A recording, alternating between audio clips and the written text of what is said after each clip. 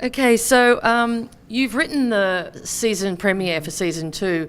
Can you talk about your involvement in the show behind the scenes and also what we can expect this season?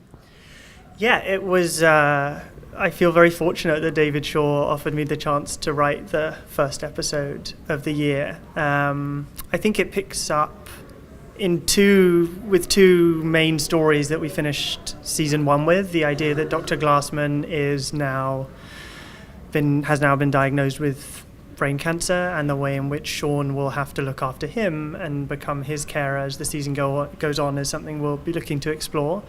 And also the other thing is that now Dr. Andrews is at the helm, and with Sean having made the big mistake that he made at the end of last year, he's going to have to prove all over again to a new president that he's worthy of remaining at the hospital.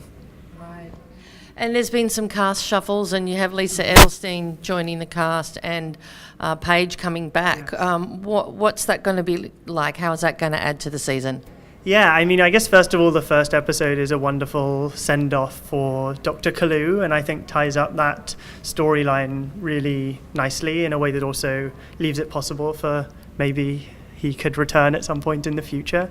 But Lisa is wonderful, Lisa Edelstein, and of course Paige Sparrow, who just brings such a great energy to the role and to the set in general. So it's an exciting new season that we're embarking on.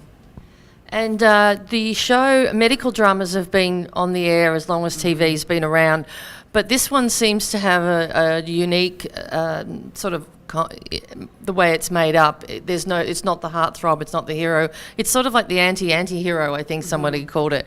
So how do you feel about your character in the world of the medical drama, and what's so special about your show? Because people are responding to it.